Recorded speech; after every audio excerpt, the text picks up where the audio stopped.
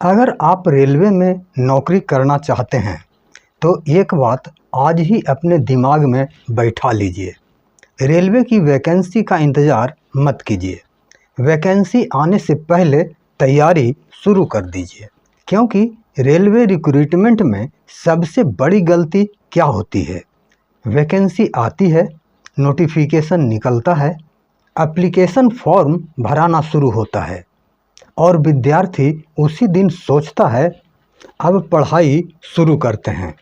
लेकिन तब तक बहुत देर हो चुकी होती है, क्योंकि रेलवे की बड़ी बड़ी भर्तियों में लाखों विद्यार्थी आवेदन करते हैं और सिलेक्शन उन्हीं का होता है जिन्होंने नोटिफिकेशन आने से पहले अपनी तैयारी मजबूत कर ली होती है।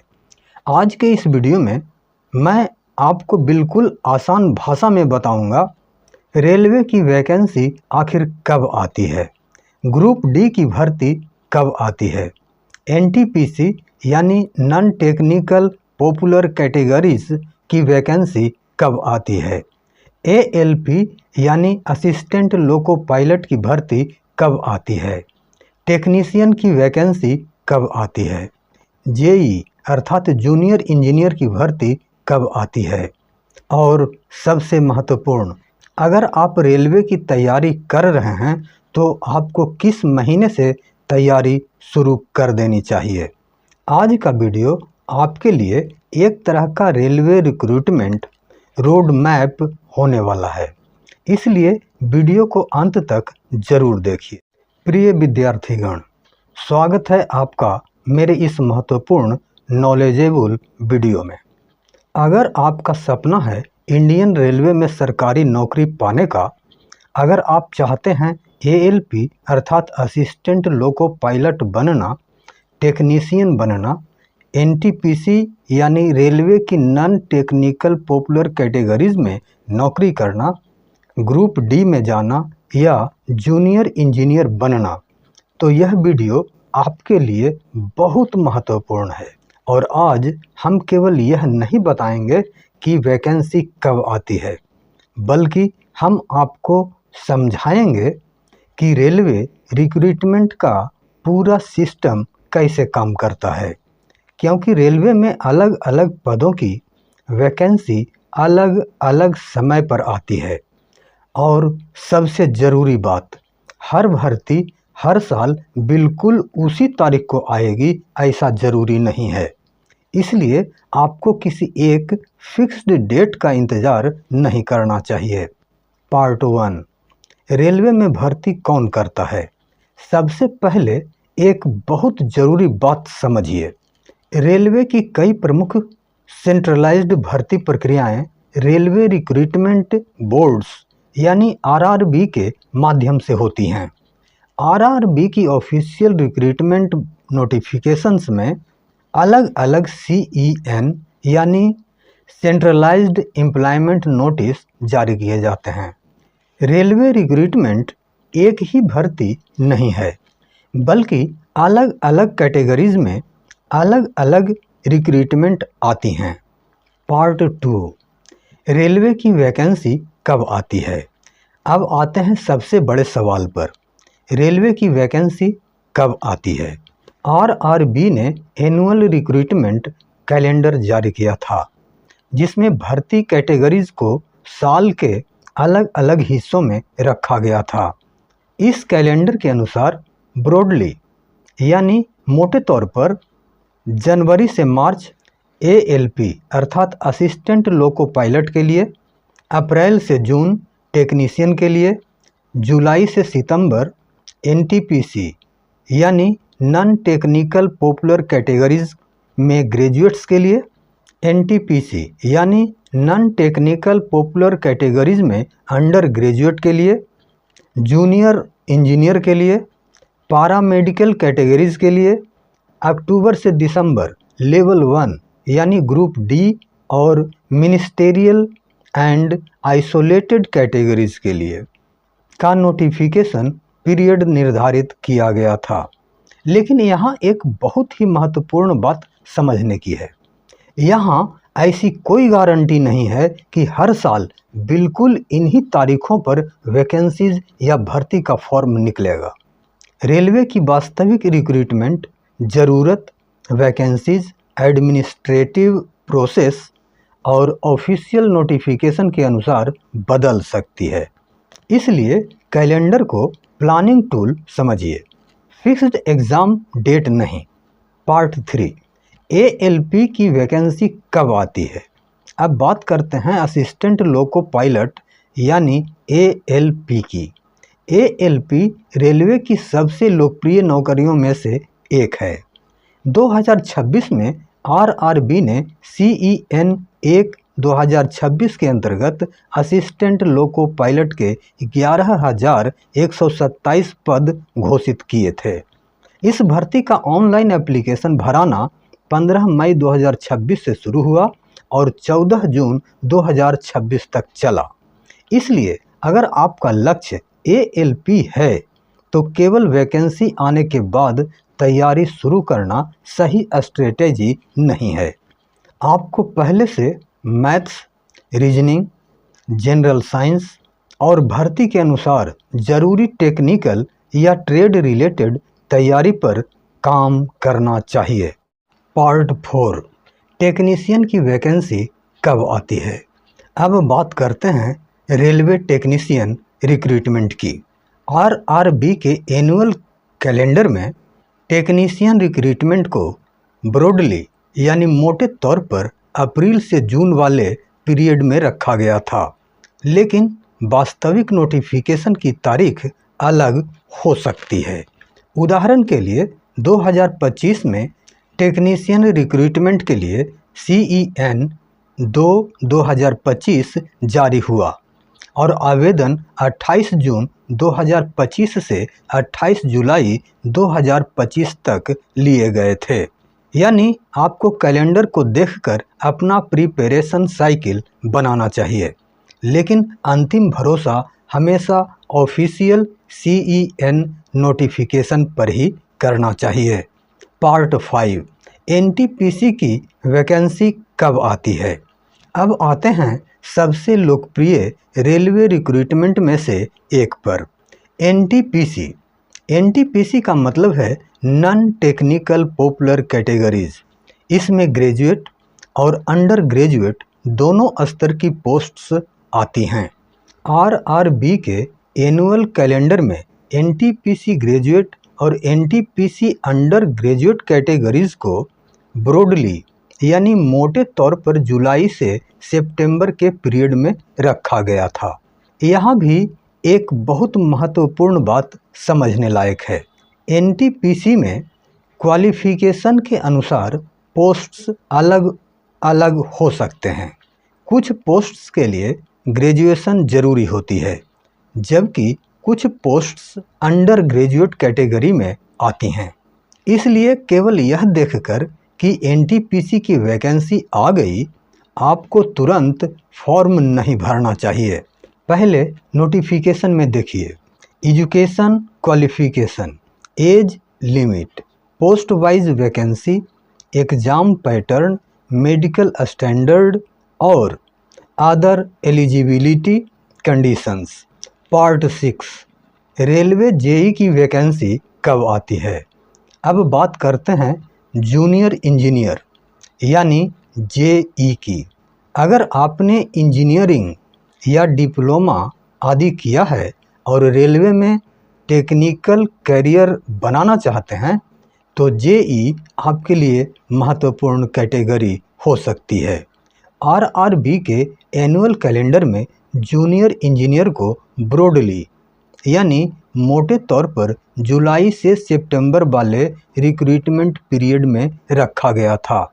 2025 में RRB ने CEN 5/2025 के अंतर्गत JEE, DMS, CMA आदि पोस्ट्स के लिए रिक्रूटमेंट प्रोसेस चलाया। इसलिए JEE की तैयारी करने वाले विद्यार्थियों को टेक्निकल सब्जेक्ट्स के साथ साथ CBT पैटर्न की तैयारी पहले से रखनी चाहिए। पार्ट 7, ग्रुप D की वैकेंसी कब आती है। अब आते हैं उस भर्ती पर जिसका इंतज़ार सबसे ज़्यादा विद्यार्थियों को रहता है। रेलवे ग्रुप डी आरआरबी के रिक्रूटमेंट कैलेंडर में लेवल 1 पोस्ट्स, जिन्हें आमतौर पर ग्रुप डी के नाम से जाना जाता है, को ब्रॉडली यानी मोटे तौर पर अक्टूबर से दिसंबर वाले पीरियड में रखा गया था। लेकिन हाल की वास्तविक भर्ती इसका बहुत अच्छा उदाहरण है। CEN 9/2025 के अंतर्गत लेवल 1 रिक्रूटमेंट में 22,195 वैकेंसीज घोषित की गई थीं। ऑनलाइन एप्लीकेशंस की रिवाइज्ड ओपनिंग डेट 31 जनवरी 2026 और क्लोजिंग डेट 2 मार्च 2026 थी। इसका मतलब क्या हुआ? कैलेंडर और एक्चुअल नोटिफिकेशन में अंतर हो सकता है। इसलिए अगर कोई YouTube वीडियो आपको कहे 15 अक्टूबर को पक्का ग्रुप डी फॉर्म आएगा, तो तुरंत विश्वास मत कीजिए। जब तक ऑफिशियल आरआरबी नोटिफिकेशन नहीं आता, तब तक कोई तारीख पक्की नहीं मानी जानी चाहिए। पार्ट 8, सबसे बड़ी गलती जो अधिकांश विद्यार्थी करते हैं। प्रिय विद्यार्थीगण, रेलवे की तैयारी करने वाले बहुत से विद्यार्थी एक बड़ी गलती करते हैं। वे कहते हैं जब वैकेंसी आएगी तब तैयारी करेंगे, लेकिन यही सोच सिलेक्शन और रिजेक्शन के बीच अंतर पैदा कर सकती है। मान लीजिए किसी भर्ती का नोटिफिकेशन आज आता है। आपके पास फॉर्म भरने के लिए कुछ सप्ताह हो सकते हैं, लेकिन आपका मुकाबला ऐसे विद्यार्थियों से होगा जिन्होंने 6 महीने या 1 साल या उससे भी ज़्यादा समय से तैयारी की हुई है। तो आपको क्या करना चाहिए? वैकेंसी का इंतज़ार नहीं, वैकेंसी के अनुमानित रिक्रूटमेंट साइकिल को देखकर तैयारी शुरू करनी चाहिए। पार्ट 9, रेलवे प्रिपरेशन का स्मार्ट फार्मूला। अब मैं आपको एक बहुत आसान फार्मूला देता हूँ, इसे याद रखिए। नोटिफिकेशन, एप्लीकेशन और एग्ज़ाम के हिसाब से तैयारी मत कीजिए, बल्कि प्रिपरेशन, नोटिफिकेशन, रिवीजन और एग्ज़ाम, इस फार्मूला पर चलिए। यानी पहले तैयारी, फिर नोटिफिकेशन, फिर अपने टारगेट पोस्ट के अनुसार रिवीजन और फिर एग्जामिनेशन। यही स्मार्ट अप्रोच है। पार्ट 10, तैयारी कब शुरू करें? अगर आप मुझसे पूछें सर रेलवे की तैयारी कब से शुरू करनी चाहिए, तो मेरा सीधा जवाब है आज से। अगर आप अभी शुरुआत कर रहे हैं तो पहले अपना टारगेट तय कीजिए। आपका लक्ष्य क्या है? ग्रुप डी या NTPC या ALP या टेक्नीशियन या JE? क्योंकि हर पोस्ट की एलिजिबिलिटी और एग्ज़ाम रिक्वायरमेंट्स एक समान नहीं होती। पार्ट 11, 6 महीने की तैयारी का रोड मैप। अगर आपके पास लगभग 6 महीने हैं तो पहले 2 महीने फाउंडेशन, मैथ्स के बेसिक कॉन्सेप्ट्स, रीजनिंग के basic concepts, general science, general awareness और ज़रूरत के अनुसार टेक्निकल सब्जेक्ट्स पर ध्यान दीजिए। अगले 2 महीने practice, topic wise questions, previous year questions, mock tests, speed और एक्यूरेसी पर काम कीजिए। और अंतिम 2 महीने revision plus mock, full length mock tests, previous year papers, big topics, revision, time management और एग्ज़ाम स्ट्रेटेजी पर काम कीजिए। पार्ट 12, लेकिन असली सीक्रेट अभी बाकी है। प्रिय विद्यार्थीगण, रेलवे एग्ज़ाम में केवल पढ़ना काफ़ी नहीं है, आपको यह भी पता होना चाहिए कि आप कितना सही कर रहे हैं। उदाहरण के लिए, अगर कोई विद्यार्थी रोज़ 8 घंटे पढ़ता है लेकिन उसके आंसर्स गलत हो रहे हैं, और दूसरा विद्यार्थी रोज़ 4 घंटे पढ़ता है लेकिन लगातार अपनी गलतियों को सुधार रहा है तो दूसरे विद्यार्थी की प्रिपरेशन ज़्यादा इफ़ेक्टिव हो सकती है। इसलिए रोज़ खुद से 3 सवाल पूछिए। आज मैंने क्या पढ़ा? आज मुझसे कितने आंसर्स सही हुए? आज मैंने अपनी कौन सी गलती सुधारी? अगर आप इन 3 सवालों का रोज़ ईमानदारी से जवाब देने लगेंगे तो आपकी प्रिपरेशन धीरे धीरे मजबूत होती जाएगी। पार्ट 13, फेक रेलवे वैकेंसी से सावधान। एक और ज़रूरी बात, रेलवे रिक्रूटमेंट के नाम पर सोशल मीडिया पर बहुत सारी गलत जानकारी फैलती है।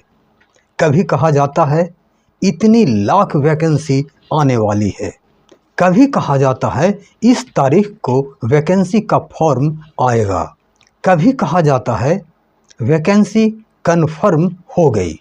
लेकिन रेलवे रिक्रूटमेंट के मामले में हमेशा ऑफिशियल आरआरबी वेबसाइट और ऑफिशियल सीईएन नोटिफिकेशन को प्राथमिकता दीजिए। आरआरबी की ऑफिशियल इंफॉर्मेशन भी उम्मीदवारों को सोशल मीडिया पर सर्कुलेटिंग अनऑथेंटिकेटेड इंफॉर्मेशन से सावधान रहने की सलाह देती है। इसलिए व्हाट्सएप फॉरवर्ड ऑफिशियल नोटिफिकेशन नहीं, यूट्यूब र्यूमर ऑफिशियल नोटिफिकेशन नहीं, टेलीग्राम मैसेज ऑफिशियल नोटिफिकेशन नहीं, official RRB notification final source एकदम सही। पार्ट 14, एक गोल्डन स्ट्रेटेजी। अगर आपका लक्ष्य इंडियन रेलवे में सरकारी नौकरी पाना है तो अपने मोबाइल में एक चीज़ ज़रूर रखिए, ऑफिशियल आरआरबी रिक्रूटमेंट अपडेट्स पर नज़र। और जब कोई नया सीईएन जारी हो तो सबसे पहले देखिए कौन सी पोस्ट है, कितनी वैकेंसीज हैं, क्वालिफ़िकेशन क्या है, एज लिमिट क्या है, एग्ज़ाम पैटर्न क्या है, एप्लीकेशन स्टार्ट डेट क्या है, लास्ट डेट क्या है, फ़ी कितनी है, सिलेक्शन प्रोसेस क्या है, मेडिकल स्टैंडर्ड क्या है। इन 10 चीज़ों को पढ़े बिना केवल किसी यूट्यूब थंबनेल को देखकर फॉर्म भरने की जल्दबाजी मत कीजिए। और अब अंत में एक ज़रूरी बात मेरे दिल से आपकी जानकारी के लिए, अगर आप गांव से हैं, अगर आपके पास बड़े शहर जैसी सुविधाएं नहीं हैं, अगर आपके पास महंगे कोचिंग इंस्टीट्यूट की सुविधा नहीं है तो इसका मतलब यह बिल्कुल नहीं है कि आपका रेलवे में सिलेक्शन नहीं हो सकता। आपके पास सबसे बड़ी ताकत है कंसिस्टेंसी। रोज़ थोड़ा पढ़िए, रोज़ क्वेश्चंस सॉल्व कीजिए, रोज़ अपनी गलतियां सुधारिए और सबसे महत्वपूर्ण बात, अपने लक्ष्य को बार बार मत बदलिए। आज रेलवे, कल बैंकिंग, परसों एसएससी, फिर कोई दूसरा एग्ज़ाम, ऐसा करने से तैयारी बिखर जाती है। एक लक्ष्य चुनिए, एक स्ट्रेटेजी बनाइए और लंबे समय तक उस स्ट्रेटेजी पर टिके रहिए। तो मेरे प्रिय विद्यार्थीगण, आज आपने जाना रेलवे की वैकेंसी कब आती है, एएलपी का रिक्रूटमेंट साइकिल क्या है, टेक्नीशियन का वैकेंसी कब आ सकता है, एनटीपीसी का वैकेंसी किस पीरियड में आता है, जेई के लिए किस समय पर नज़र रखनी चाहिए, और ग्रुप डी यानी लेवल 1 रिक्रूटमेंट किस महीने के आसपास हो सकती है। लेकिन सबसे महत्वपूर्ण बात, रेलवे की वैकेंसी की एग्जैक्ट डेट का इंतज़ार मत कीजिए, क्योंकि एग्जैक्ट डेट ऑफिशियल नोटिफिकेशन आने पर ही कन्फर्म होती है। आरआरबी के एनुअल कैलेंडर के अनुसार अलग अलग कैटेगरीज के रिक्रूटमेंट पीरियड्स निर्धारित किए गए हैं, लेकिन एक्चुअल नोटिफिकेशन डेट्स बदल सकती हैं। इसलिए नोटिफिकेशन आने से पहले तैयारी, नोटिफिकेशन आने के बाद स्ट्रेटेजी और एग्ज़ाम के समय पूरा कॉन्फिडेंस, यही रेलवे सिलेक्शन की स्मार्ट स्ट्रेटेजी है। अगर आपका सपना भी इंडियन रेलवे में सरकारी नौकरी पाने का है तो कमेंट में सिर्फ एक शब्द लिखिए, रेलवे। और अगर आप चाहते हैं कि मैं अगली वीडियो में बताऊं रेलवे की कौन कौन सी पोस्ट में कितनी सैलरी मिलती है, कौन सी पोस्ट सबसे अच्छी है और 10वीं 12वीं तथा ग्रेजुएशन के बाद कौन सी रेलवे जॉब आपके लिए बेस्ट है, तो वीडियो को लाइक कीजिए, चैनल को सब्सक्राइब कीजिए और कमेंट में लिखिए रेलवे जॉब। क्योंकि याद रखिए, वैकेंसी का इंतज़ार करने वाला कैंडिडेट भीड़ में खड़ा रहता है, लेकिन वैकेंसी से पहले तैयारी करने वाला कैंडिडेट सिलेक्शन की लाइन में आगे निकल जाता है। मिलते हैं अगली नॉलेजेबल वीडियो में। धन्यवाद।